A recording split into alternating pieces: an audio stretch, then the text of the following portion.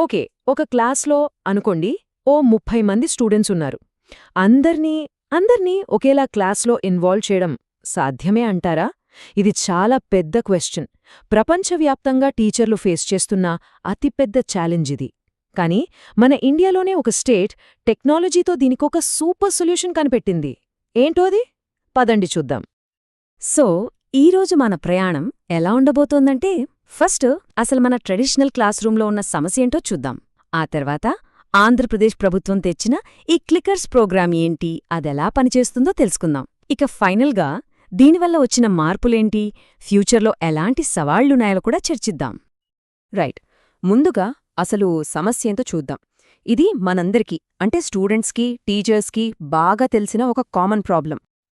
ఒక్కసారి ఇమాజిన్ చేసుకోండి, ఒక క్లాస్లో 30 మంది ఉన్నారు. నిజంగా ఎంతమందికి మాట్లాడే ఛాన్స్ వస్తుంది? ఎంతమంది యాక్టివ్గా వింటారు?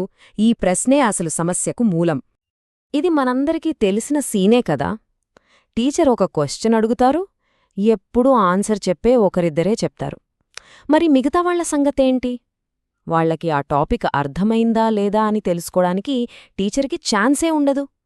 కొంతమందికి సిగ్గు, ఇంకొంతమందికి తప్పు చెప్తానేమోనని భయం. అంతే, సైలెంట్ అయిపోతారు. దీనివల్ల ఏమవుతుంది? అసలు లెర్నింగ్ ప్రాసెసే దెబ్బతింటుంది.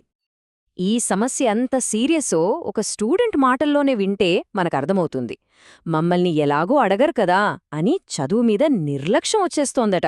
చూడండి, ఇది కేవలం పార్టిసిపేషన్ లేకపోవడం కాదు, నేర్చుకోవాలన్న ఇంట్రెస్ట్నే చంపేస్తోంది.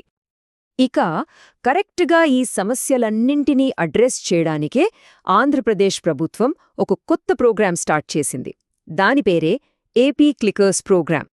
ఇది జస్ట్ స్టూడెంట్స్ చేతిలో ఏదో ఒక డివైస్ పెట్టడం కాదు, టెక్నాలజీని వాడుకుని టీచింగ్ లెర్నింగ్ ప్రాసెస్ మొత్తాన్ని మార్చేసే ఒక కొత్త సిస్టమ్ అన్నమాట. దీని మెయిన్ గోల్ ఏంటంటే ప్రతి స్టూడెంట్ ప్రోగ్రెస్ని రియల్ టైంలో తెలుసుకోవడం. మరి ఇది క్లాసులో ప్రాక్టికల్గా ఎలా వర్కవుతుంది? దీని వెనుకున్న ఆ సింపుల్ 3 స్టెప్ ప్రాసెస్ ఏంటో ఇప్పుడు చూద్దాం. ఈ ప్రాసెస్ చాలా సింపుల్. ఫస్ట్, స్టూడెంట్స్ ఆ లెసన్కి సంబంధించిన ఒక వీడియో చూస్తారు. ఆ తర్వాత అదే టాపిక్ మీద ఇచ్చిన నోట్స్ చదువుతారు. ఇక ఫైనల్గా ఆ క్లికర్ డివైజెస్ వాడి ఒక క్విజ్లో పార్టిసిపేట్ చేస్తారు. అంటే చూడటం, చదవటం, టెస్ట్ చేసుకోవటం, ఈ 3 ఒకే చోట జరుగుతాయన్నమాట. అసలు మ్యాజిక్ అంతా ఇక్కడే ఉంది.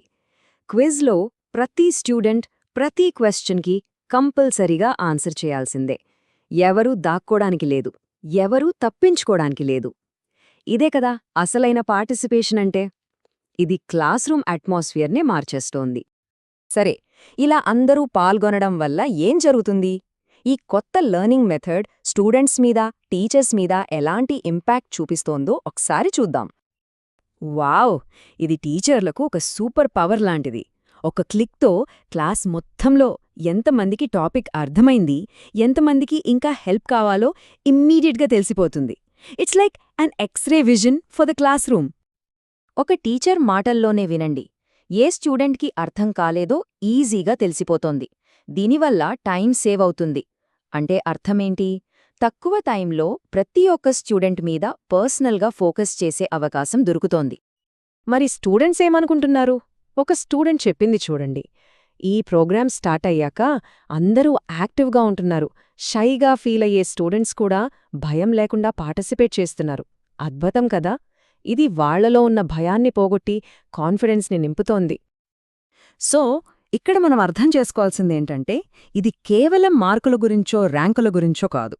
ఇది స్టూడెంట్స్లో కాన్ఫిడెన్స్ని పెంచుతోంది, అందరూ యాక్టివ్గా ఉండేలా చూస్తోంది, అన్నింటికంటే ముఖ్యంగా లెర్నింగ్ని ఒక జాయ్ఫుల్ ఎక్స్పీరియన్స్గా మారుస్తోంది. ప్రస్తుతం ఆంధ్రప్రదేశ్లో 52 స్కూల్స్ ఈ పైలట్ ప్రోగ్రాంలో పాల్గొంటున్నాయి. ఈ నంబర్ చిన్నదిగా అనిపించొచ్చు, కానీ ఇది ఒక పెద్ద మార్పుకు నాంది పలుకుతోంది. అయితే ప్రతి కొత్త ప్రయోగంలో కొన్ని ఛాలెంజెస్ ఉంటాయి కదా. మరి ఈ ప్రోగ్రాం ముందున్న అడ్డంకులేంటి? వాళ్ల ఫ్యూచర్ ప్లాన్స్ ఎలా ఉన్నాయి? Let's see. రైట్ నౌ ఉన్న వాటిలో అతిపెద్ద ఛాలెంజ్ ఒక్కటే.